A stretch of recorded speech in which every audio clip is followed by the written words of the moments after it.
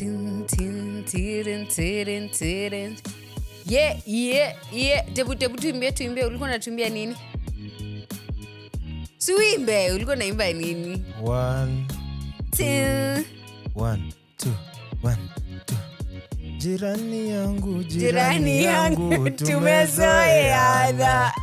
Harambee nitoke yeye atoke Uganda afuate.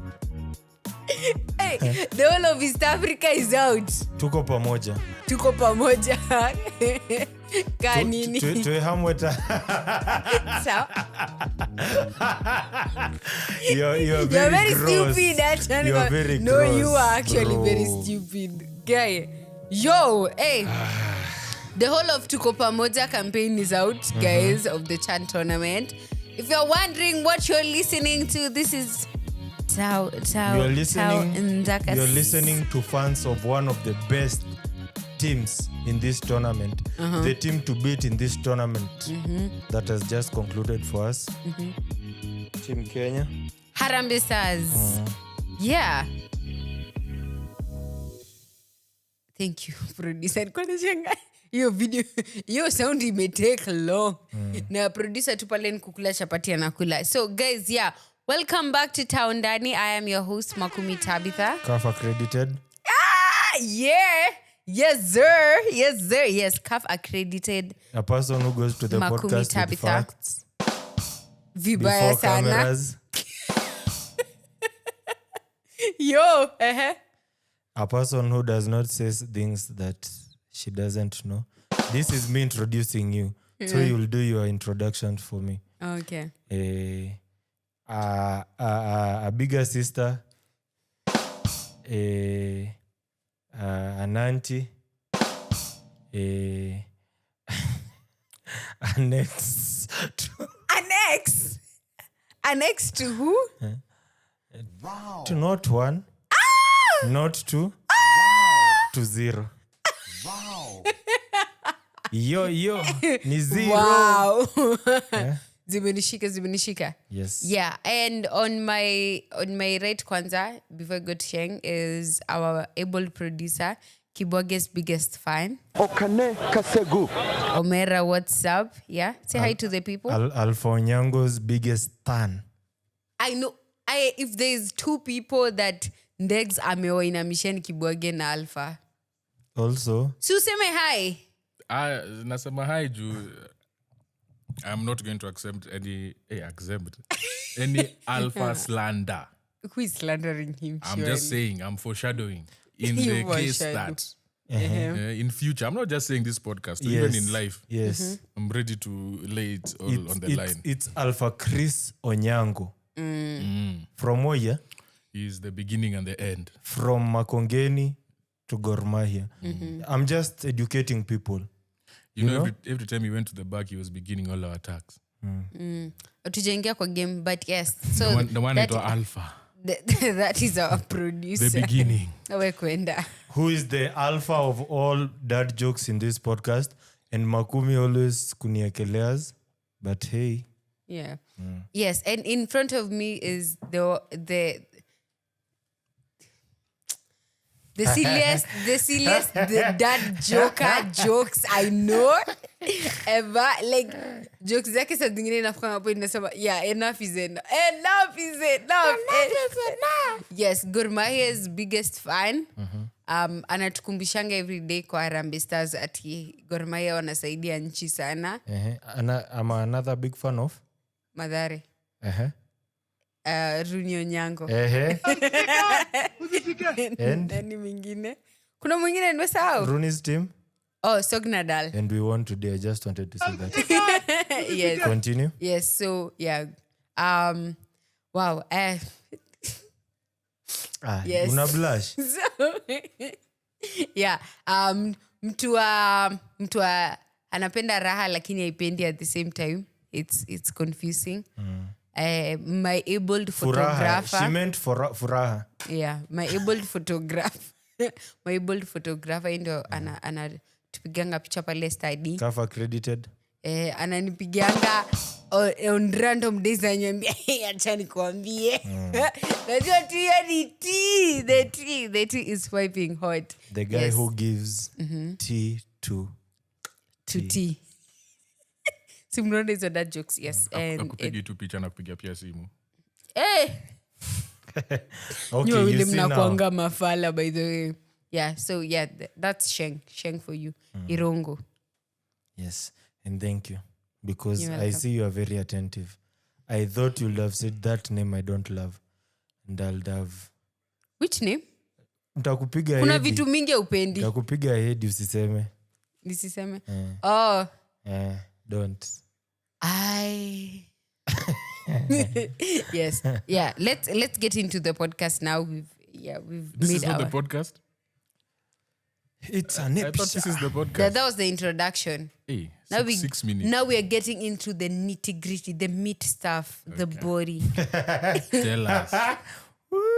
Kwa nini umereact hivyo? Sikucheka. Yeah. So guys, by the way, apologies. I know most of you have been wondering what's with the lapse in podcasts. Like, kuna mtu mmoja alikuwa anauliza tunaongoja hii podcast sana. Yeah. So it's kwetu. finally here. Hey, but guys, you also need to understand, doing this There's thing a is not lot. easy. I know. All of us have day jobs. Yes. Others have night jobs.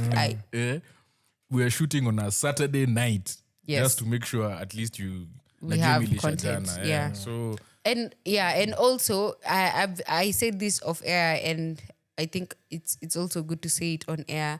I give a lot of credit to Ndegz. I feel like being the sole editor we have for all the podcasts we have, all the content that we shoot, he really puts in a lot of work. So receive your flowers, Ndegz. The guy who doesn't sleep. Yeah, he literally doesn't sleep. Yeah, like literally, I am asking my coins induct into their Mosquito FC club. Bro, he has Zao ndio bags. awalalange I mean, Bags kwa macho. chinga. Yeah, the mosquitoes that never sleep. Yeah, he's one of them. So yeah. Oh, So guys. yeah. You stop. Najua he has a lot on his plate. Yeah. Nasikia nervous. Kwa nini unasikia nervous? Yeah, let's get into it. So Kenya bowed out of the Chan tournament yesterday on Friday. I disagree. The tournament Bowed out. bowed out. Of Kenya. Of Kenya. Kenya yesterday. Oh, I'm sorry. Chan is still going on for us. English is not my first language. No, Kenya is going on. In fact, it was not Chan that was happening. Kenya was happening. Yeah, Chan just no, happened to be in Kenya. Yeah. Yeah. Oh, Yeah. okay. Okay, people have been making this joke saying, Ati, now these teams should go and look for where they are going to play their games. Ati, kwani they don't have grass in their own country. They don't have their place. Yeah, kila mtu si akona kwao. Yeah. Kila mtu enda Na- cheze nani finals kwao. anakwao? Nani anakwao? Yeah, but yeah. It was a heartbreaking moment. Heart-wrecking, bro. Yeah. Let me tell you, I've always said this. Mimi, I hate penalties. No one will ever, even if the penalties imepewa kwetu, like sisi ndio tumepewa tufunge, I still hate them. I think they're just a part of football. My mind and my heart will never accept. But I'm happy still that we even got to that place yenye tuko kwa penalties. And why I'm even saying this is I've seen people on the internet going ham on the players, which is absolutely disgusting behavior People in who my don't opinion. know ball. People Yeah. who... Can I start? You can go. People who don't know ball. People who pretend they know ball. Going into players just because... Bro, unafaa kuwa pro player before uongee venye unataka kuongea. Usijam. Trained Usijam. Cho kubwa wewe. Aish, Anyways. usijam. Yeah. Me, what I saw is what actually made me this angry was I saw video who was in the stadium and they were telling the F word to the players. Venye walikuwa napita while they're saying thank you to the fans and someone was actually abusing them and saying the F word to them. And I was like, guys, do you realize how far these players have reached? It's our first time. It's our first time in the Chan tournament and we reached the quarterfinals. I don't think guys are comprehending how how great that information is. The thing is, we didn't even qualify to play in the Chan tournament. We played in the Chan tournament because we are hosting it. Yeah, because we accepted accommodating people who don't know football to come play here. Uganda was the only team that actually qualified in the Nini of East Africa. They actually played and qualified to be in the Chan tournament, of which if they weren't hosting it, they still would have played in the Chan tournament. We didn't qualify, but we got it because of that. And the fact that tumefika quarter finals. And we were in the group of death, guys. Let me remind you, Morocco have won this twice. Have won this. Have won Chan twice. DRC have won twice. Angola has reached the finals before. Zambia is not an easy team. Venye mnafikiria, guys. It's a powerhouse down in the Southern Africa part. So we were in a group that everyone thought. I remember when we did the draws and everyone, kila mtu alikuwa anatoka akisema it's the group of death. We don't know what will happen to Kenya. Everyone was worried. But we actually came out of the group stage as number 1, guys.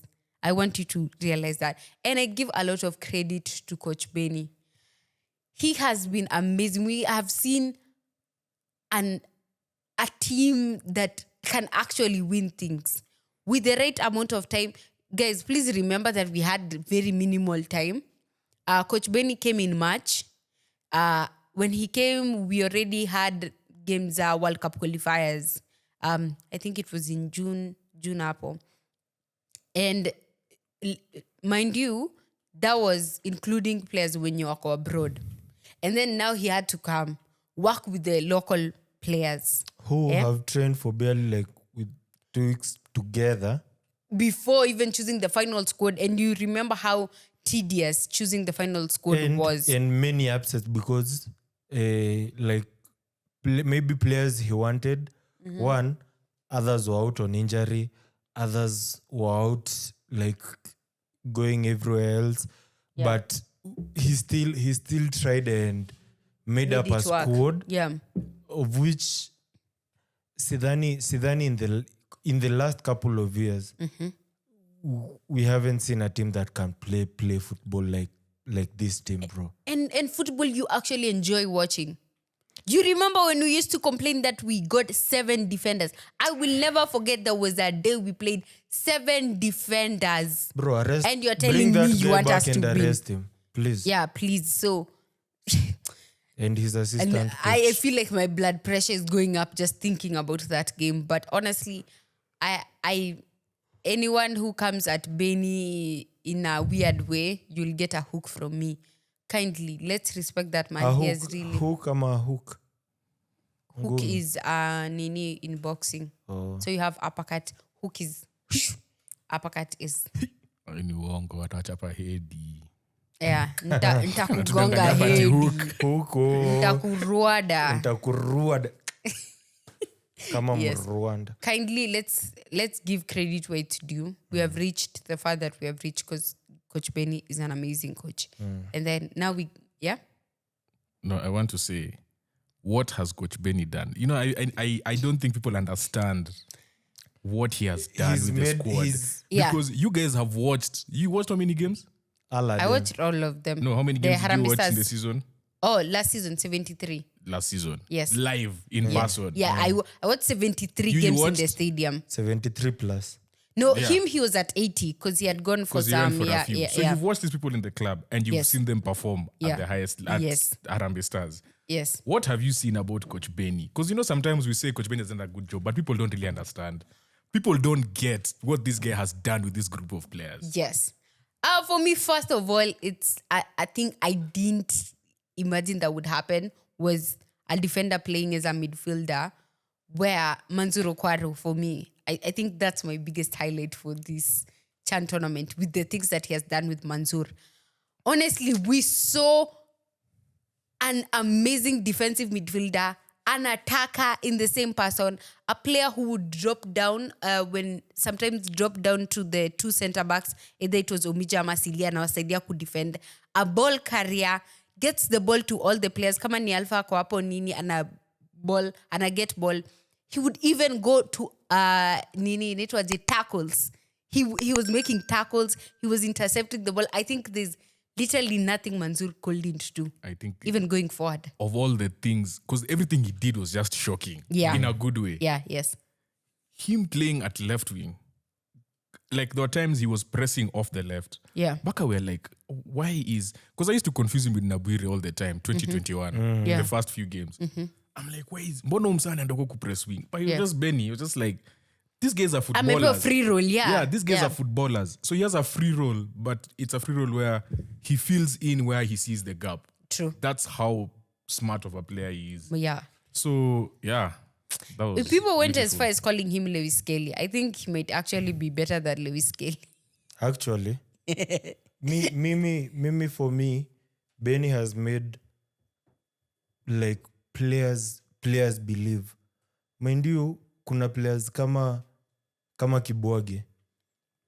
Kibwage didn't have the best of the seasons last season at Tusker. Not even the best. That's Guys, what, yes. kidogo tu, pause. From January till the season ended, Kibwage started in one game. And see at One his- game. Like on the team list ukiangalia, it was one game. And when he was called to the Harambee Stars, I was one of the people who questioned it. I was like, why? But now I see why. Continue. And Siatini, like he's a bad player or anything. He's not, yeah. He was injured. And again, players getting injured, they tend to feel like na nikirudi kwa injury tena. Yeah. Like what if I like the injury like nipate like ikam tena. So it's crazy how players kama Kibwage like they've wamekuja kwa hii team under Benny, and we've seen what kind of a player he is. Yep. In that back line. Players kama Erambo didn't have the best end of the season yes. last season. Like, and not him only, him and Tusker, but him coming into this tournament as a replacement to one of the injured players. Musa, it shows it shows how like vitu tu Quickly he zimechange adapted, under Benny. Again, all the Gor Mahia players hawakuwa place poa kiakili, tuseme tu ukweli. Sili, Omija, Austo, Ben Stanley, Alpha. Yeah. Sitaki kutaja wenye tumesign au wako tu sawa, but ati umekata kutaja wenye hujasign like Sivo, like the players who are at Gor last season Previously walikuwa mentally they were not they okay. weren't at the right I'm place. just asking because say ameshinda kituimbia wimbo Wagor. Please mention ni Wagor. Baka ref Ni Wagor. Okay. Mmemaliza Continue. bullies. So like hii kitu ina change. Yeah. Like he makes the boys believe. Like bro, we beat Morocco, we beat DRC. Yeah. Like in games that people would have counted us out after the red cards. Yes. Bro, we've lost midfielders in 2 games. Evo with those red cards. Yes. But the boys bado understand tall. Kina Umija, kina Sili huko nyuma, kina Bain wanapiganisha homa striker mahedi huko mbaya mbovu. Like they work their knees off. So I guess akutu whatever happens, like whatever happened, Benny is him. Yeah. Uncle Benny. Let me call him Uncle Benny. Just to finish off the Uncle Benny's section, I feel like we need to give a big shout out to the entire coaching staff of Harambee Stars. Yes. The entire stat coaching guy. staff. Oh my God. Can The I analyst. Can I start? Yeah. Start. With my faves. Musa Bafana, the strengthening coach. Yeah. What a guy. Onyi, the kit guy, the guy who mwenye anawapangia kit kit manager wao. Yeah. Also Coach Modo. True. Yeah. Coach Modo, yeah. The goalkeeper coach. Monib Josephs. He's actually way bigger than I thought. For real? Yeah, he's huge. Because when we went to do the pre-Angola game when we were at training, guys. Yeah. CAF accredited. Oh yeah, we can just be CAF there. accredited. We just Yeah. there training. I'm Yeah. about to make a movie because of those clips. So but he they was just wait. there, and it's the first time I've seen him. I've seen him like playing for like Bafana, Nini, but from far. He's actually a big guy. He's really big. And he's so jovial. The way he interacts Oh, he's always with, laughing and with the goalkeepers. Kina Bain, Kina Farouk. Yeah. My guy, a big Seba. shout out, They man. have a good- Kina Seba. There's also another guy who normally helps the goalkeepers when they're warming up. That's the kit manager, Onyi. The short one. Yeah. Yeah. He's always... He's always, and he wears gloves. You saw him doing the juggle with the balls. Yeah. Proper, bro. Ogam celebrated the goal versus Morocco. with him. He went and jumped on, bro, like even the under 20 in Egypt. When they scored, they will go to him and hug him, the he's first the guy person. with the, like, ye ni mse wa watu kwa hii team. Yeah. Like proper lad, man. Yes. Yeah, so, Yeah, so those- shout out those to are the my guys. entire Hey, there's two more technical people. Two more bench. people we need to mention. Okay. Assistant coach. Vasily Yeah. Manusakis. This is the guy VM. who Benny would go to him by the bench and then he holds him like this. Alafu And 2 seconds wanaongea later, ndio hiyo sub nivo. comes in. Unaona And then the kichange sub- nani? And I'm just like, They're just guys, working. guys. Yeah. Vasily has a UEFA license A. Yeah. Wow. Yeah. So apparently, nice, yeah. I learned this from our friends say from our African football. Oh, shout out to say. You cannot. He's not in the room, but shout out You to cannot sit on the bench.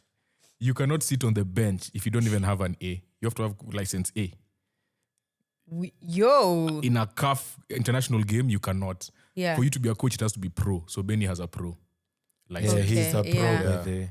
And then lastly, we need to give a shout out to Pilela Maposa. Yeah, and a very big happy birthday. And See, a big he's the analyst. Pilela. Yeah. Performance Nimeona analyst. amepost, yeah. Happy birthday to him. Happy birthday to Pilela. I feel like there's things that Harambee were doing where it's like they really study the opponent. And I know, and yeah. That's as a result of the analysis, yeah. So that is the Umesema coaching anaitwa staff. Maporisa? Pilela. See, it's Pilela. Yeah. Oh, I had Maporisa. So to the whole South African team that has really taken us far, we Our cousins. we say thank you so much. And let's keep going. Let's keep going. How do you say? Thank you. Yeah. Nyabonga. Siyabonga. And Nyabonga. I think. And Siabonga. Nomvete. Siamboga Nomvete, you played in the 2002 World Cup for South Africa No, this- alongside Benny McCarthy. Sijabonga. Baba Siabonga wanyama yezulu Siabonga Jesu. Yeah, I think it also means It is. thank you. Siabonga. Coach Wahamana Benny, tell ina. us, Coach Benny, Monib Josephs, and Vasily, you can tell us in the comment section.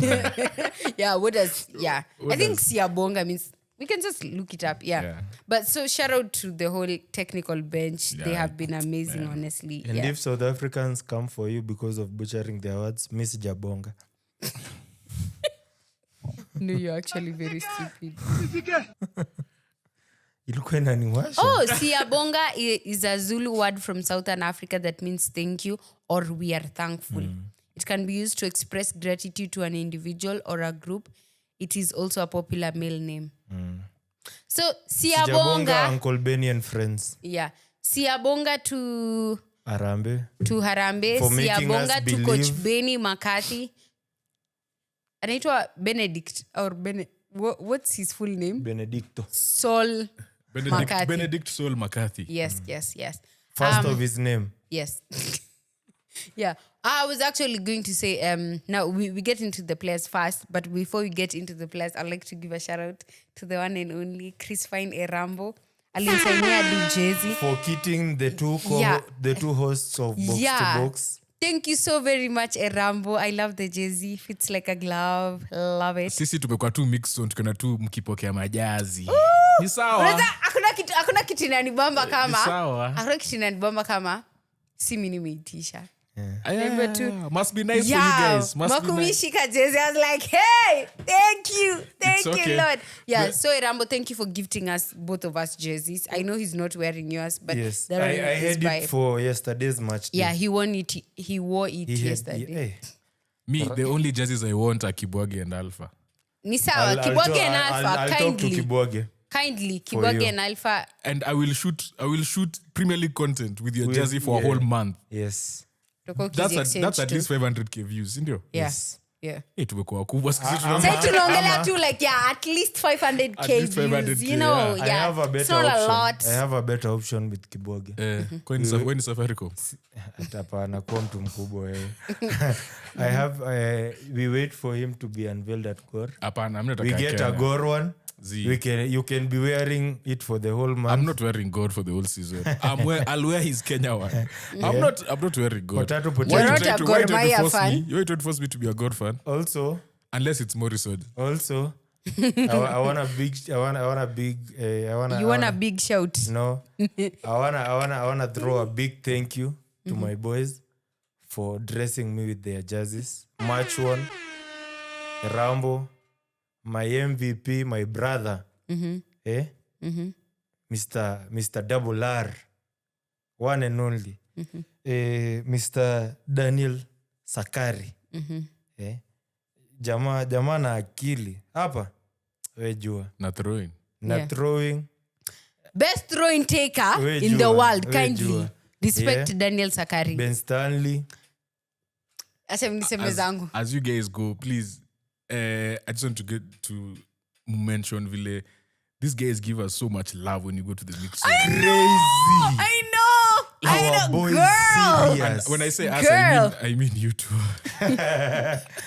Yeah, And Brie. the players. Okay, wow, Brie si love, Brie ni bully. Ni love. Okay, ni love, but ni bully. Yeah. I mean Squeeze hadi nasimama hivi. Brie, please. Usinyonge. Okay, please. Na kuarasa watu na kuja ulinzi. Kuja ulinzi. Kila mtu aliambia coach. Ilikuwa coach wa Avram wa Zambia kuja ulinzi. Kuchaka. Ulaishi. Ilikuwa Avram kweli. Pia Avram. Alikuwa Morocco. Pia Avram. Hakuna kitu Avram anadu sahi. Anaenda ulinzi. Ulinzi Na hawana coach. Yeah. So for me, shout out to Erambo for this amazing jersey. Shout out to my fave of the faves, Ben Stanley. Yes. But it's Sakari iko kwa njia. Na Michira aliniambia he will kit me up. Yeah. That's my guy. And thanks to the boys, man, kwa like wanakuanga hapo for us. I know. Bro, hata kama wameharakishwa tutoke hapana, lazima nigotea wase wangu. Unakumbuka ile skenyo walikuwa na kimbiza Osto. Alafu Osto akasema lazima nisalimie watu. Lazima nigotea watu wangu jo. Yeah, so thank you to all the players for their love. Those are our G's. Yes. Siku zote. Now we get into this game jana between Kenya and Madagascar. Madagascar wajui ball kwanza. It went to penalties, they know. Walituibia bao. Okay. Hawajui ball. That bao was questionable because they said that kuna player alipushiwa. That's what happened. Ukipushiwa anguka. Yeah. On this game yesterday, it went to penalties, but we had scored through Omija. So shout out to Omija, such a great, amazing defender. Big five. Yeah. That's my defender. A friend of the pod. Yeah, that strike as in unajua kitu kama ngumi. Kitu yenye mimi upenda ni mara zenye I remember mpaka hiyo bao ya goal before ya Ogam. Hiyo bao before Ogam afunge hiyo ya pili. Kuna chance yenye Omija alipata tena. And I think nilikuwa naambia Brio or someone who was around me. Nilikuwa nasema, "Wewe ni Omija kukombele anafanya Omija kukombele." Alafu ndio akafunga. Alafu tena akapata chance nyingine. Chief ball carrier. I love his attacking instinct. Omija is one of the players, if given the chance to roam, he will actually roam very well. Big and roam. Even yesterday when I think ni Manzura litolewa, and there was a point that Omija had to shift into the midfield kucheza the 6th position, and nilikuwa naambia kina Jonito hapo ngoja muone. And I know yes hapo before he settled in kwa hiyo midfield alikuwa na some few wrong passes na nini, but it's the thing with Omija, I know he's a versatile player. You don't get one side of him only. There's so many ways he can be used. and it's not the first time we've seen him even going up front and attacking. Same to Sili. We know how good he is, especially like mkipeana set piece, for example, akona hapo na Sili akuwe hapo, header. Tao Ndani. I mean, ask Shabana if you think I'm lying. Like that's what he does. So I love the free roles that the players are getting. You just don't get a one-dimensional player. And we were actually speaking about this off air when we're speaking of so many players, Manzoor, Omija, Kinasili, Mushiri the same way. And even we were speaking about Ben Stanley. How traditionally we say he's a number 10. And we see glimpses of him playing as a number 10, but mostly even Ndegz was speaking about this and he was saying how venye alikuwa anaenda kwa wings and how he was helping the press, whether wako the opposite side between him and Mushiri.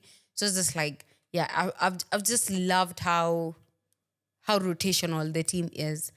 For yesterday, my downside to the game yesterday, I just feel like if it was a must for other players to get game time, we would have subbed on Mushiri.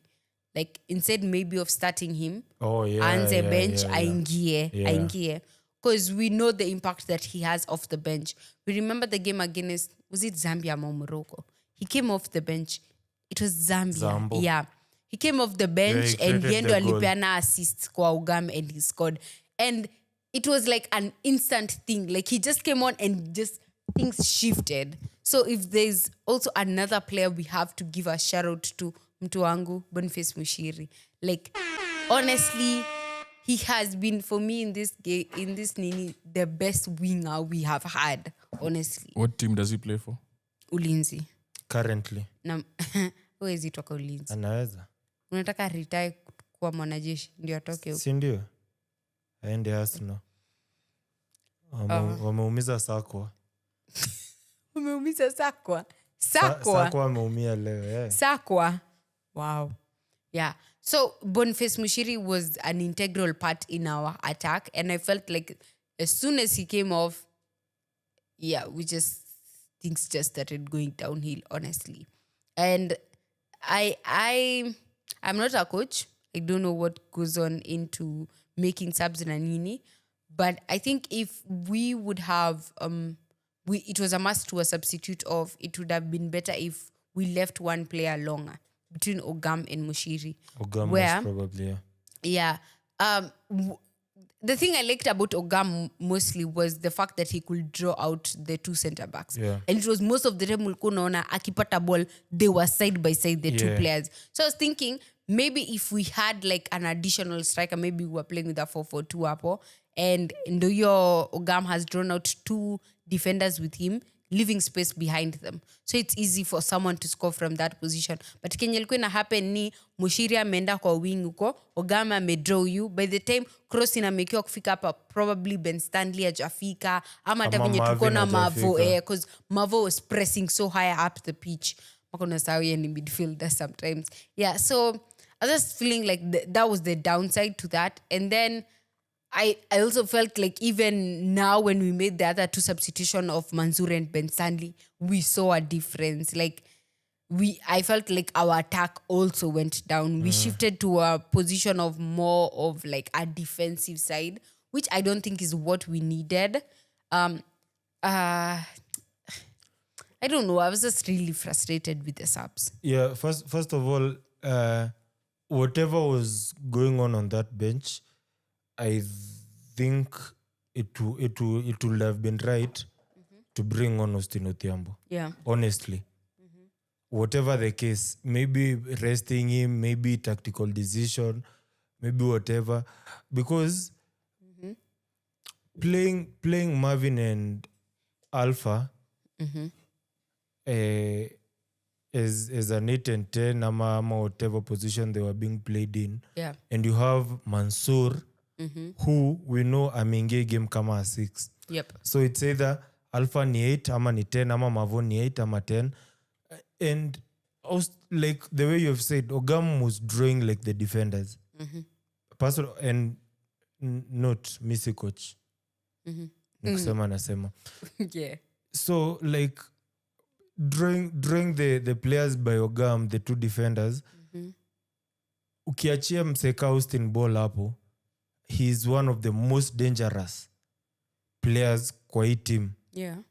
Mwenye unafaa like mwenye anakaa kupata hiyo ball place like in that position. Yeah. So me thinks we really needed him to be in that game.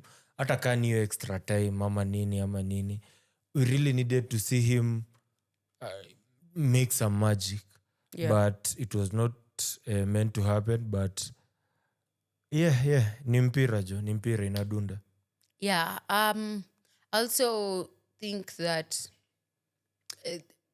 when Ben Sali and Manzoor came off, and then we had Kina Austin Odongo and Masood coming in, and I felt like this was a very high pressure game, and to give I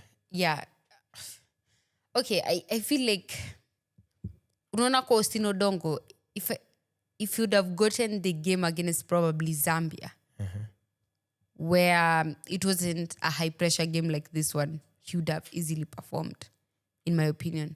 Why I'm saying this is we have seen Austin Odongo throughout the season. We have watched him. He's a fantastic poacher. He might be calm huku nje mkiongea na yeye, but when he gets into the stadium, into the field, he becomes a different type of guy. As in, and yesterday I didn't see that beast side of Austin Odongo as we know him to be. So I felt like we didn't get the performance that we actually needed from him. Same to Masood. Honestly, who has actually left Migori Youth as per the term. Left? Yeah. Left? Yeah, he has left Migori Youth? Yeah, without even playing a game. I just thought you should know. Wow. I didn't know that. Now you know. Yeah. I felt like we were much better off venye tulikuwa na Ugam na Mushiri in terms of our attack. And this is not to say that the players who came on are not good players. Just felt like it wasn't their day in the office on that day. Even for Ondimo, because I felt like wing yake nye alikuwa na cheza huku, there was too much pressure and alikuwa na lose ball in terms of like fast touch yake ilikuwa inamwangusha. Of which it's crazy because we know he has a very good fast touch. We've seen him throw Sofapaka perform exceptionally well. We have seen him get a brace and also get 2 assists in the same game. That's how good of an attacker he is. So I just felt like unaona vinyo nasemanga siku ya nyani kufa miti yote uteleza. That's what I felt like. Kutoka kwa wala benirongo. It just felt like it was one bad decision after the other. It was just going downhill. And now sasa the last part was before we get to the last part, kuna kitumie kunibamba. There was a time where we got a corner and absolutely no one was going for the corner. That was very confusing. Yeah, literally all the players wako ndani ya box wamesimama hapo. And we are like, guys, there's no one who's taking the corner. It was the moment that Sudan tulikuwa na a midfield. Tulikuwa na nani? But atukwa, set piece takers. Abud takes from that side. On this side tumezoea Mushiri. Yeah, because we never Sakari. take in swingers. Yeah. We take out swingers. Yeah, Sakari hata Sudan alikuwa ameingia hiyo time. Sakari hakuwa ameingia hiyo time, ndio nasema no. Which one? No. Yeah, the one refused. No, Sakari is the one who took it. And he took it with his left foot. No, Siraj is the one who took it. Sakari took it with his left foot. Oh, No, Sakari I'm saying took the first one. The first one before Sakari came on. Started taking them now. No, before Sakari came on, there was a corner kick that no one went for. Siraj had to be the one to go for the corner. Siraj took the first corner after the subs were made. Yeah. Venye akina Mushiri walitolewa, Siraj was still on the field. Siraj is the one who took the corner kick. And then afterwards, ndio Sakari akakuja, where we still had your problem. Because what had happened was, Siraj was still on the other side of the field huko chini, kwenye alikuwa anacheza as a left back huko. So, ikakuwa, there was no one to take the corner kick. But that time, Sakari alikuwa ameshaingia. So, there was 2 instances. Sakari went back and took the corner for the second time. Yeah. So, I was just like, kunafaa kuwa na hierarchy where you know hata kama it doesn't matter what side unafaa kuwa train on who do we have sides. who's left-footed who could take at that time? Abud? Yeah, I think Abud. And his have- legs were gone, why would Sakari come and take it with his left? I feel like that's something the coach said we need in swingers. Because remember we had a few goal line scrambles. Yeah, very many. I think that was because we normally take out swingers. Yeah. So I think that was a coach thing. It was like, okay, now from here moving forward, let's take in swingers because we're causing them problems here. Yep. So just to add to your point. Yeah, so I don't know what was going on. It felt confusing at time what was going on. It felt like ni kama maybe we tuko tumeplan accordingly because mtasimama hapo aje nyinyi wote mko ndani ya box mnatafuta nani atachukua hiyo corner, but yeah, eventually I think like Did you say actually or Chale? Chale we have a Chale man behind us. Yeah, so hapo kwangu it felt weird, but one thing I would say is we have really improved on the set pieces. We have become a team where if you don't watch closely you might cry. Yeah, you will cry. And it became to a point that second of all or whatever times we are saying the Madagascar goalkeeper He's a wako na time waster. majina Oh refu my sana God. wako na majina refu sana, so Akwende huko I won't ana try waste to time. butcher his name. No, I actually disagree with Sheng, whatever, but he's actually a good goalkeeper.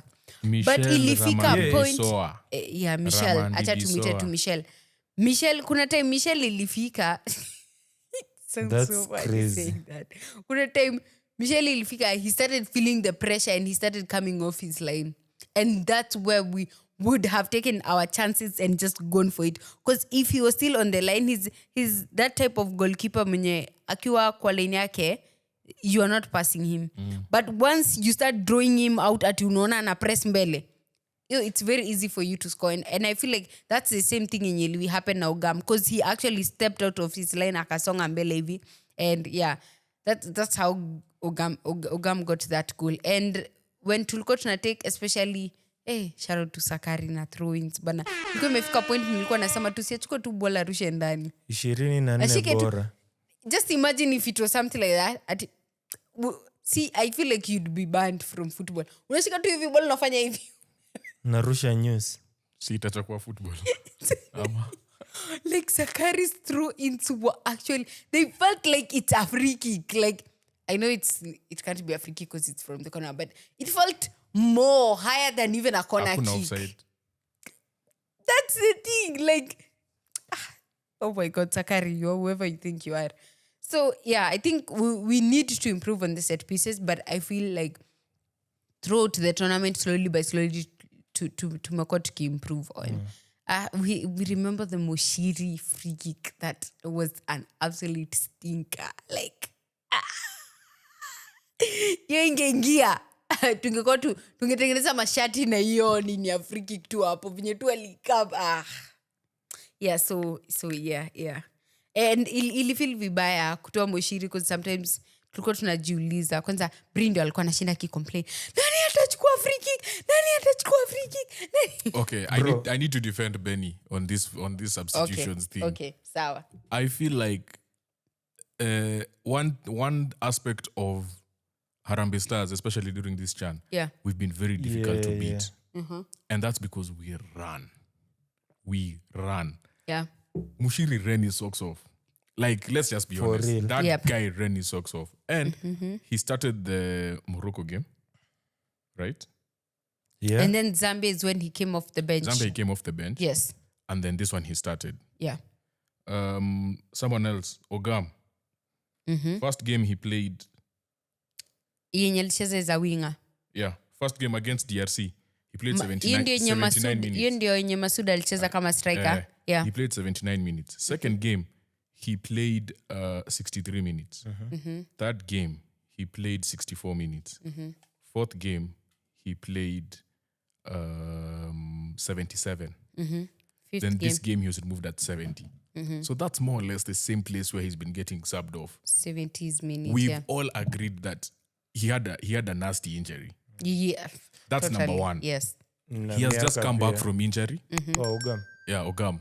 Come back He from still injury. hasn't healed fully. And Benny said that in our press conferences, as CAF accredited media personnel, we go for this press conference, and he said, if this guy was 100% fit, can you believe he was doing this when he wasn't fit? True. And then lastly, this squad has not gone through a competition It's together. their first time, yeah. Together. Yeah. So fatigue was a real factor. True. And if we're just Understand. being honest, us guys saw them at training, bro.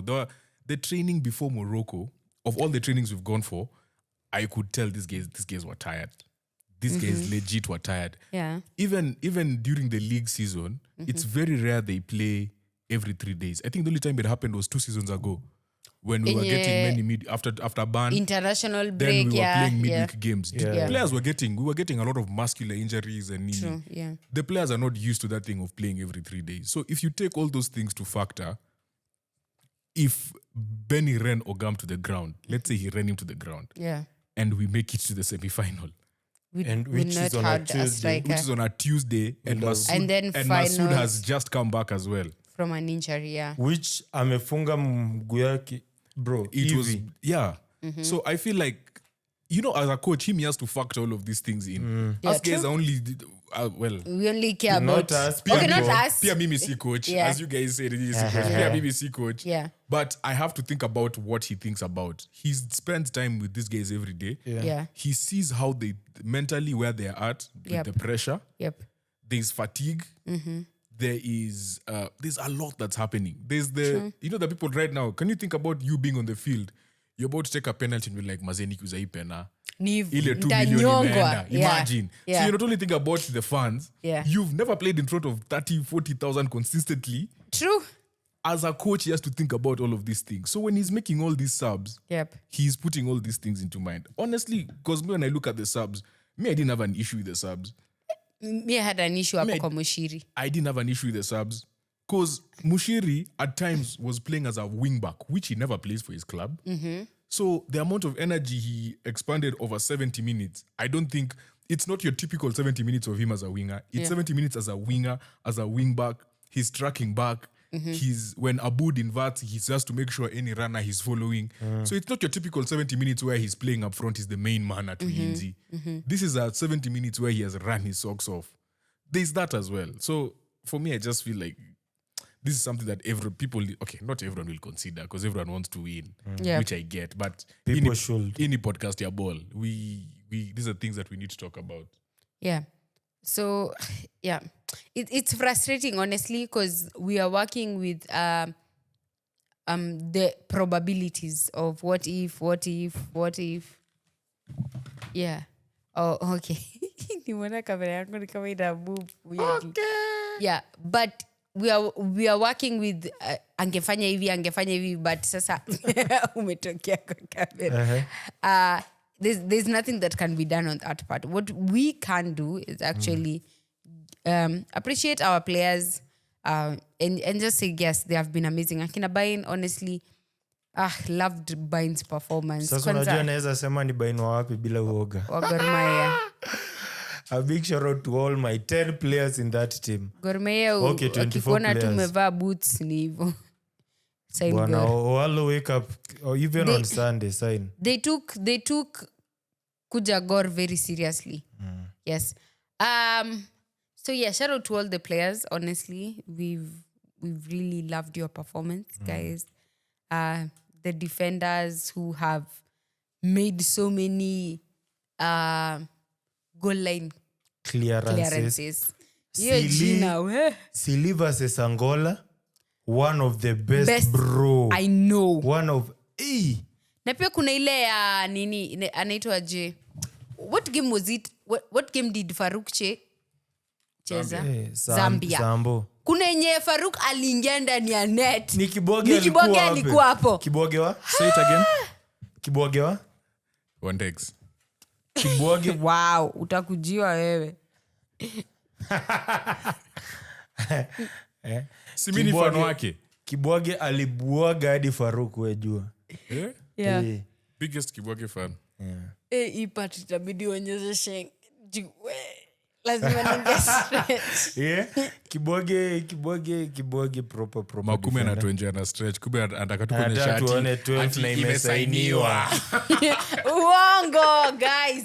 I am actually stretching. Hebu ambia watu nani jerseys hizi the new jerseys. Ni ya nani ya kwanza ilikuwa kusainiwa na 4 players. Oh, Four of them. so Sheng, when we were in Uganda watching Harambee Stars for the World Cup qualifiers, Versus- alikuanga na jezi. Si useme Unacheza? ni Zambia. Si Zimbabwe, Zimbabwe. Ilikuwa Zambia. Ilikuwa Zambia. Zambia. Yeah. So yeah, Sheng alipelekanga kwa players. Nani walisign? Eric Johana. Ilikuwa Eric Johana. Abud Omar, my captain. Kenneth Muguna, and a big congratulations, man. Yeah, by the way, I'm moved to Botswana. yeah. Wanaenda kupatana huko na Osoro na Shuma. Botswana. Oh, hapana. Wao wameenda wapi? Osoro ameenda nini? What? Zimbabwe. Ama Zambia, sijui. What is their Huko team tu. called? I know their team. Power Dynamo. Oh, Power Dynamos. Inaitwa Yeah. Power Dynamo. Unajua unaweza sema alafu Ine- na kudanganya. I think Siko ni sure, Power wewe jua Dynamos. siko sure. I think Power Dynamos. Yeah. But yeah. Also, nani mwingine alisign? Ilikuwa Abud Johana Muguna Nondi. Oh, by the way, Amos Nondi. By the way, pia amemove. Shout out to Amos Nondi. Yeah. Also, Johanna Eric pia amemove to UAE, Saudi Arabia. Ama ni UAE. Amemove to the Gulf in a new team. So he's from Europe to the Gulf. Yeah, those 4 players. Yeah. Venye tu hizi jezi zililaunchiwa hivyo. Mine. So shout out to the whole team. I think they was playing. Shout out to our millionaires. Yeah, a millionaire. Wekea ni chwani hata jo. Too much wani Ni bana. mbaya, ni mbaya. Too much wani. Ni mbaya. Yeah, watu wote. Friends of the pod. Wote, Too many chwani. my bro. Unajua, anajijua. Lakini ushakula Zii, already. mimi. Jirani yangu. Yeah, but yeah. So speaking of money, there's a topic that has come out today that was going on. It was about the 58.6 million in Harambee Stars have been awarded for reaching the quarterfinals. And so the controversy happening around is because some people feel like the players should get a cut from that money. Now wengine wanasema already wamepata hizo bonuses za president William Ruto. And so we were having this discussion, and I will leave it to Ndegz to explain how this works, why FKF needs that money to... Yes, Ndegz, just explain. Why? Why? Money to where alikuwa kwa Hiyo pesa inaenda wapi, and why is the FKF taking that money? Yeah, so we need to start with, whenever you see like a tournament has a prize pool of a certain amount, Yeah. so every team gets a participation fee, right? And then the further you go, the more money you get. Yes. Right? So when that money comes into your account, ideally, hiyo pesa si salary. Hiyo pesa si ati ni salary ya players. That money kwanza inalipwa kwa FA. Yeah. Players ideally are not paid a salary from playing a tournament. You're paid bonuses. Okay. Salary comes from your club. Your club should be paying you a salary. So then the federation decides how to use it. So let's use, like, for example, Spain. These are federations that are doing well. The money comes in and they're transparent. Yeah. So the 5 things that the FA looks at is coaching staff payments. Because at the end of the day, that coaching staff is being paid. Yeah. For that duration of that tournament. Yes. And beyond. Coach Bennie is getting paid by FKF. Yep. Not getting paid. He doesn't get a salary from a club. Same as his coaching staff. Yeah. Kit, whatever, performance analyst, like manager, Vasily, all these people you're talking about. Then they have to cover costs. For example, next week we're playing Gambia. Gambia. Those costs have to be covered. The good coach. Yeah, yes. John yes. McKinstry, who followed me back on LinkedIn. But that's a story for another day. Oh, congrats. So they have to cover like travel, accommodation, training camp, logistics, all of that stuff. Yes, Right? yeah. Then one of the main ones is investment in football development. So grassroots level infrastructure and all of that stuff. Okay. And then sometimes the money is used for administrative use by the FA. So that money, when it comes in, it's not it has to go to players. In fact, players will get even less than 10 to 15% of the total that comes in. It's up to the FA to decide how much is being paid out as bonus, as whatever, and all of those things. So that money is not for players. That money is for the FA, and then the FA decides how it then goes out. Because we've reached this far, I guess they will give them a bonus, But that money... Which is like a motivation to them. I know they've been getting some motivation, but yeah. Yeah. So ideally, before the tournament starts, the FA, so FKF, should have already negotiated how much players will be getting after this tournament. Okay. And whatever it is. So for that, we don't know how much it is. It's not public information. And I'm sure once they discuss it, it's not something that they can tell us. It's not something that's public information. Ideally, that's how it should work. Okay. So I'm not saying that. Sense. Yeah. But hiyo pesa ikikam, hiyo pesa ikwangi atini ya players. Remember, we still have an FA to run. And we have fines. We have fines to pay. Yes. We have AFCON that's coming, so we need to prepare for that as well. Yeah. We have qualifiers coming. Yes. The things that Akina Firat did back in the day, we also have debts to pay. Yeah. But Firat asilipwe tuache. Actually, no, but I'm saying contractual, he still has to we have be debts to play. For example, when we went to play in Uganda as the home team, we have to play the Uganda. You have to pay the Uganda FA for the stadiums. Yeah. See, so those are all things that we had to do. That's the disadvantage of not playing in your own stadium. True. So now we have to pay for all these things. So this is a good time for you to start paying those debts with the money you get. But that money is not for players. Okay. They get a piece of it as a bonus, not as a wage. Yeah. Okay. Yeah, that makes sense. Because I think when this story came out, I didn't fully understand what was going on and why the players weren't getting paid. But yeah, thank you for that. Now we go into the other groups that have qualified for the semifinals, which are not Uganda and not Tanzania. Yeah. So the other teams that have qualified, apart from Madagascar, was Morocco, Senegal, a big and shout out Sudan. to our Morocco boys. Yeah. Dima Maghrib. We will be there. Honestly, Osama Lamlui is Lakini such Tanzania a hata baller. unafungwa aje na Mukurino again. Someone with an injury on the head. And I've said this, it's crazy that Morocco had 6 shots on target and 5 of them came from Lamlui. He's the GOAT. Tanzania Top scorers, had no? 2. Yes, he has 4 2 goals shots in the on tournament. target. Yeah, he's the top scorer right now, remaining. Walikuwa hao na 2 wengine shots on wote. target kama mabao ya 2 mzizi. shots on target. Kwenye And tournament yote. yesterday, I saw a horrendous team. Why I'm saying that is throughout the tournament, we have spoken about how good Tanzania has been. Especially him, that he's the biggest Feitoto supporter. And I being the biggest Clement Mzizi supporter in Kenya. And Yahya Mudathir. Well, just like yesterday, we saw a different side of Tanzania where I was actually feeling low-key disappointed for the Tanzanian fans who had not attended any other game and they decided that was the game they were going to watch just to go and watch that Team being like, blended what? by a Mukurino. Yeah. I also saw a different side of Morocco that didn't play. Like the Morocco that played against Kenya and the Morocco that played against Tanzania. Oh my God. Tanzania made them look like Bwana huyo they striker were wako aliuza. Argentina na Portugal combined, man. Huyo striker wako aliuza wanono wejo. Mzize. Hakuna kitu. The goalkeeper. Unakumbuka hiyo goalkeeper wa Morocco. Venye ni mnoma, honestly. I was just like, sopu mpaka ikafika point sopu ametolewa nini.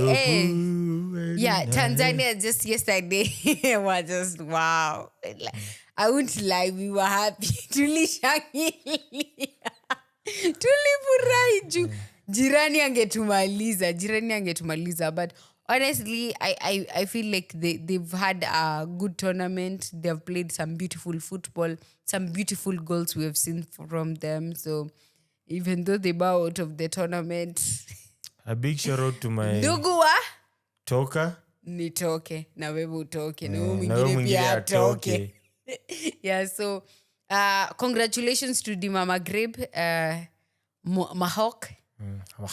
We can't wait to see you back in Kenya, probably Mwarabu. for the finals. Brother, I'm Maybe ready. I will be there. We will buy be the there. Moroccan flag. We will be We will there, be there. swinging it back We and forth. and your stories, we will be there. A big shout out to Ali Kamwe for revitalizing this rivalry. Yeye ndio alifanya watu waamke, mpaka alifanya watu Kenya. You saw guys the archives. Did you see that video of archives? Bro, People Nairobi stayed at behind 9. after the Kenyan game. They said they must watch the Tanzania game. Let me tell you, when the game ended, people were with chairs. Hey! You would have thought it's Vicky Kenya who have Ju. qualified. Kenyans are actually big trolls. Big trolls. Like, I would never want to be on the bad side of Kenyans. Honestly. Yeah, And I'm a Kenyan. and What? a big shout out to Ali Kamwe again and Ahmed Ali. Those are young and Simba spokespeople. Yeah. Kuona Respectively. wote wawili Pamoja. Wameshikana na wanakuanga maadui pale Yamba na Yamba na Simba. Yanga. Unajua nimeshikanisha Yanga na Simba. Yamba. Yamba. They were Yamba for a few minutes. Yeah, I like. Yeah. I love the way that they kept their small difference, of which I know It was difficult. Yeah. Ilikuwa ngumu. Juadi walikuwa nasabiana tu wakiwa hapa. Ilikuwa ngumu. And that's sisi kama majirani ambao tunaupenda mpira wa nchi.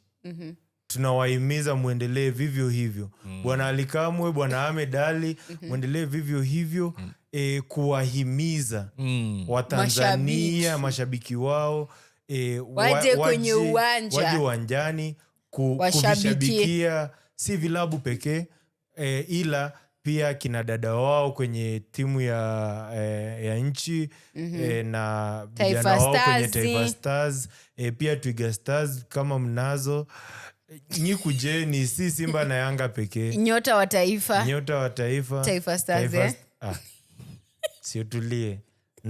Nazungumza kwa lugha ya ni lugha ya Kiswahili. Kimombo ndio English, si ndio? Hapo nayo shengo umejikakamua kakam. Kwa kuwa nikizungumza kwa hiki Kiingereza ambacho sisi twaringa nacho, wajua kuvifahamu vitu vingine ambavyo navisema yaweza kuwa ni tatizo kwao. Mara mingi hawaji kuvielewa. Actually very stupid. Tuelewana? Tuelewana. Sasa umemaliza walisema sasa Ali hashangilii kamwe. Hali kamwe. Analia mara mbili. Hashangilii kamwe. Mi nawashukuru sana wa Tanzania. Jana walitokea kwa wingi, kwa umati. Walijitokeza kutokea ni nini? Walijitokeza kwa wingi. Whatever man. Wakatokea, wakashabikia nchi yao hata kama walishinda. Sasa kilichonigadhabisha ni kuwa kilichonigadhabisha ni kuwa hawakutokea hiyo misimu mingine walivyokuwa wanashinda. Ila ile siku walisema watatokea, ndio Taifa Stars wakashindwa. Wasema siku ya nyani kuteleza, miti yote inateleza. Siku ya nyani kufa, miti yote iliteleza. Yani siku ya nyani kutokea kuona si nyani. Siku yao ya kutokea kuona timu ya taifa. Nyota wa taifa. Ndio nyota wa taifa wakaanguka. Zize Clement, kina Shomari Kapombe. Zize Clement. Kina Shomari Kapombe. Sopu. Kina Muhadidhiri Yaya. Mudadhiri Yaya. Jirani kaona vumbi kwa wingi. Tunashangilia, lakini tunangoja siku ya Simba na siku ya Yanga. Tuje pale Mkapa. Na mimi nina ombi moja peke yake. Wakati wa likizo, kati ya ligi hizi zote mbili, kati ya ligi ya Kenya na ligi ya nchini Tanzania. Tuomba mechi ya kirafiki. Tusitupiane tu cheche za maneno pale na huku na kwenye mitandao ya kijamii. Tuomba mechi ya kirafiki. Dada na ndugu zangu. Hili ni ombi kwa Mama Samia Suluhu na Rais Mheshimiwa Rais Mheshimiwa William Ruto wa nchini Kenya. Tunawaomba hivi, mketi chini na wenyeji wale TFF kwa moyo mkunjufu unaomba kwanza. Mmoja wenyu tualikane, kuwe na mechi ya away na kuwe na mechi ya nyumbani. Ili ya nyumbani na ya kwenye si nyumbani. Ya mbali. Ili tuseme huyo ana behave kama Ali Mohamed. Ananikata tu nikiendelea. Mimi kama Ali Kamwe niko fluent. Siwezi tikia useme awe nikiwa hapa. Michezo ya mbali, ugenini. Kiswahili nacho wakifahamu, sintofahamu. Ona najikosoa vile. Haya, manake makumi yako katika hali ya sintofahamu. Tumalizie sasa Tanzania. Hapo, sasa Mwandatezi na wao marejeo ni nyumbani. Haya, tuingie game ya Uganda. Karibu tuanze kusema asiyefunza na Uganda. Uganda. This one now put a dagger in my heart. This one put a dagger in my heart. Honestly, it's dagger in your heart. In my heart, man. Alan Okello. Toka nje. Guys, that was my fave. Apart from Kenyan footballers, I don't think there's anyone who has impressed me as much as Alan Okello has for various reasons. Goja kwanza before tufike hapo. Kuna mtu wa box to box tunafaa kupiga viboko. Ameweka Lenkupae kwa kikosi ya Gambia. Nimeenda kuangalia, nisome ama niwache Jim soma. Kikosi kipi? Hiki cha Gambia. Make prediction. Ati tutamcharaza viboko huyo kijana. Lenkupae. Lenkupae, watu watapigania namba. Yohitaji viboko. Watu watapigania namba, acha niwaambie. We shall get there. So yeah, honestly for me, I feel like for this game that Uganda played against Senegal, Alan Okello was underwhelming. I have seen, let me tell you, the crazy thing is they lost 1-0. And I think his performance was underwhelming. But they were beaten by Algeria 3-0. And Alan still had a man of the match contender performance all by himself in that game.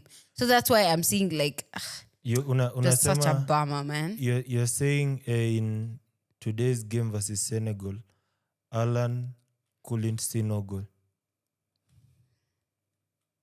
We ni mshenzi. Tuendelee. Hata producer amekataa kukupea drums. Alan Okello, you know where to come to. Yeah. Thanks. I think it was them losing Semugabi just before halftime was a big one.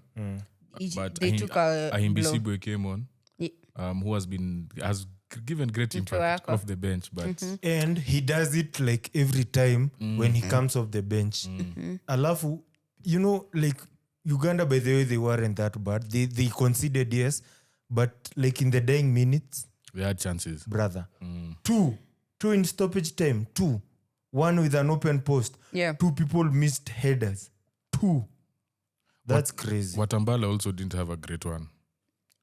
Watambala? Yeah. Mtaa kubwa.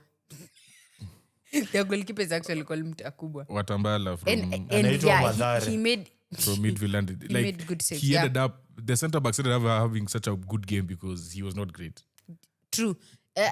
When I've lost my train centre of backs ni thought. Odong na Torach, as you gather your thoughts. Yeah. Okay, let me just speak about something else. I have completely forgotten what I was going to say. Alan Okello, see what you're doing to her. Having a bad game makes her forget. She said that. Yeah, I was going to say, in the previous game, I think, I can't remember who they were playing, and we were speaking about Akina Kakande and Mpande and how much of an influence they had in that game. But coming to this game, there's actually this chance that came off Kakande and they still missed it. I can't remember who was still kwa jezi number 12 ama ilikuwa nani. Alikuwa hapo mbele. And they actually missed a good sitter. Like it would have easily gone in. I don't know. I felt like walikuwa na scramble for the ball too much. Like ilikuwa tu inagongwa tu back and forth. And the thing with Senegal is once they got their chance, you saw that goal that got in. It was just precise. No lucky things. Nini mtakubwa hata couldn't even come close to that goal, honestly. Julie Wapita, it actually passed a defender in front of him, came to him and passed him like Ingia Ndani. I was just like, wow, that is actually crazy.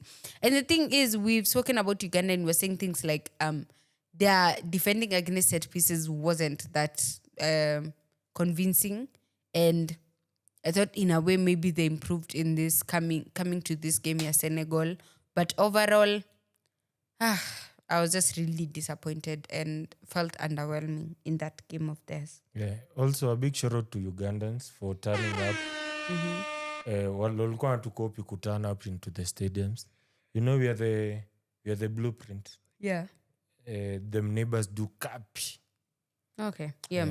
So yeah. big shout out to them. It feels bad that nilikuwa nadhani nani Alanokile watakuja huku final nimuone. Maybe I'll have to go to Uganda. Finally you won't. Same as to me na kina kama that is anakuja nini? Anakuja Gor Mahia, as some people have said. Yeah, but shout out to Senegal. Honestly, they were the better team. And the fact that some people wangewa right off. And the thing is, they're the defending champions. So they actually did prove something. They did what they needed to do. Yes. yeah. Sudan versus Algeria, which went up to the penalties. The game had ended 1-1. The goal scorers was, nataka ni make sure sija butcher their names, was Gezala and for Sudan. God, I can't see. Gazala was For Algeria. Oh, so Nini. No, that's for Sudan. Sudan was Gazala. Oh, on goal. Gazala Yeah, ilikuwa on goal, yeah, Algeria. Alafu Bayazid. Bayazid, yeah. Came off the bench, super substitute. And the thing is, we were actually saying this when they were making the substitutions, and he was saying Bayazid is actually coming on and Algeria are going to win this. And I was like, okay, let me watch and see. And he actually came and influenced the game. I feel like Bayazid ndio mushiri wao uko Algeria. But it's just sad that, yes, he impacted the game where Ali draw the game level, but they couldn't do much because the penalties, yes. And the thing is, let me tell you, uyo goalkeeper wa nini? Wa Sudan, Said, man of the match performance. And I actually said this before I man of the match. I was like, uyu goalkeeper ni mnoma. The saves that he was making, even going on penalties, he seemed very Calma. very calm. That's what you said about Said. Thanks. Yeah, so he's actually a very good goalkeeper. I think he's a man to watch out. He's going to use a big word, and then I was like, what does that even mean? Yeah, so let me not use it. But he's actually a very good goalkeeper, and he might actually be the man who carries Sudan on his back to even probably the finals. So yeah, shout out to Said.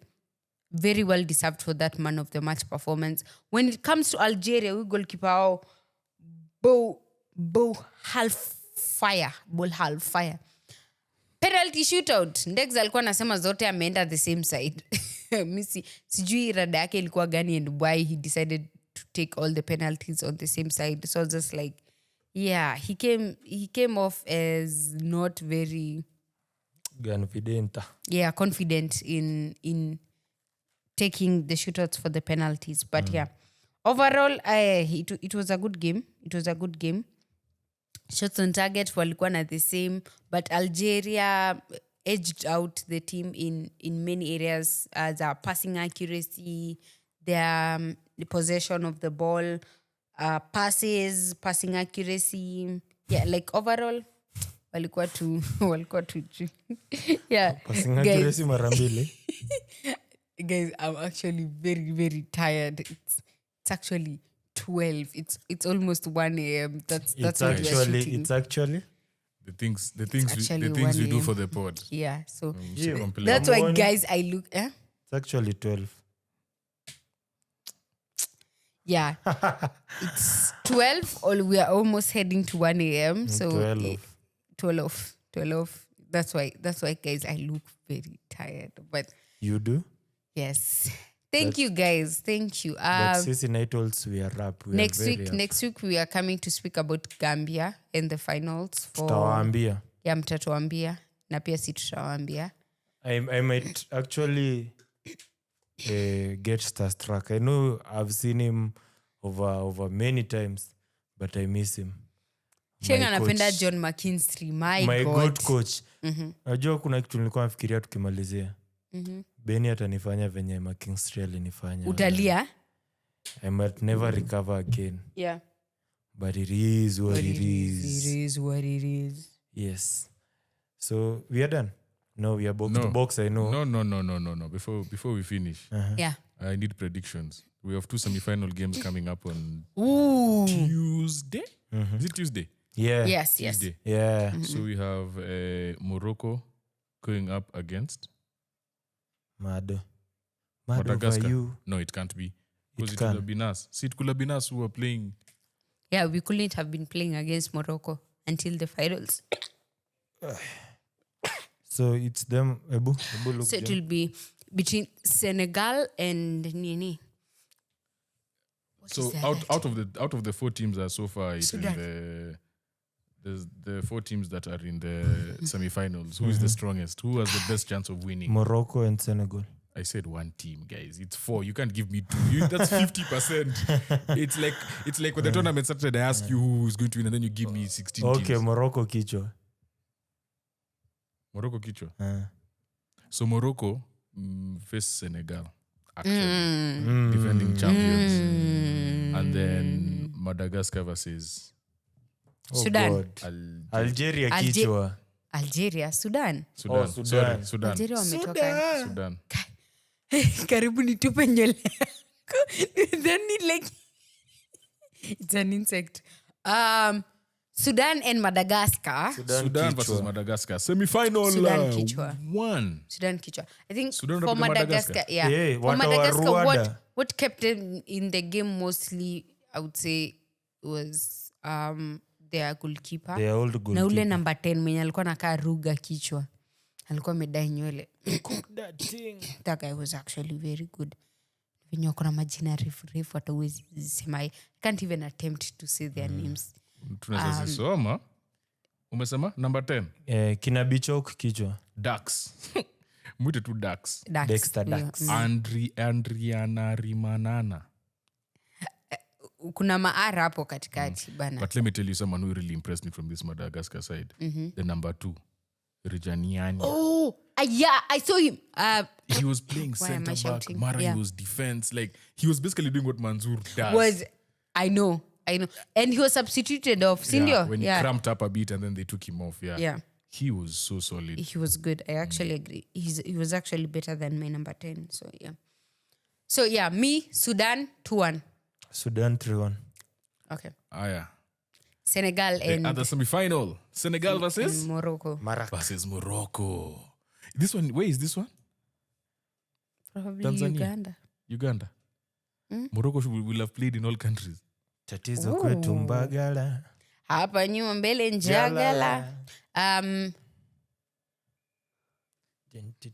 I think Morocco. They have this X factor that I can't put my finger on it and say this is why they are actually wanaenda mbele hivi. But yeah, anaitangwa, what's his name? Rahami. Riahi. Riahi, he didn't even play that game. Imagine. Yeah, I remember. Yeah. Bro, he would have killed Kapombe. Just know. I'm telling you very early. Riahi and Usama. And the captain, number 24. Majina yangu napotea. 24? Morocco. Rimat. Thank you. Yeah. Yes. He's the GOAT. So me, Morocco 1-0. Dima Maghrib 2-0. Okay. So Madagascar versus Sudan is in Dar. Morocco versus Senegal is in Kampala. Hey, so wameenda the whole of East Africa, Morocco. That's nice. And Okay. the winner advanced to the final on Saturday the 30th at the Kasarani Stadium, Moi International Kasarani Stadium. So next week we'll do our team of the tournament Yes. Yeah. and many other things. Yes. Yes, kindly. Yeah, so Kwa guys, hayo machache. that has been our time. We love you. Thank you very much for joining us. From now on, Abdikadir Irongo supporting Marak. Yeah. Thank you guys. We love you. Thank Aisha. you to Harambee Stars. Aisha. Stop it. Ah. Stop. You. Alpha Yeah. the goat. Atu kufind out ini episode gani? 51. 51. Yes. 52. 52. Wewe anakubali tu. We ujui. 52. Bye. Yes. Good Episode night. 52 by Naweza drop by before Makumendo twende. ulale. kindly. Bongo lala.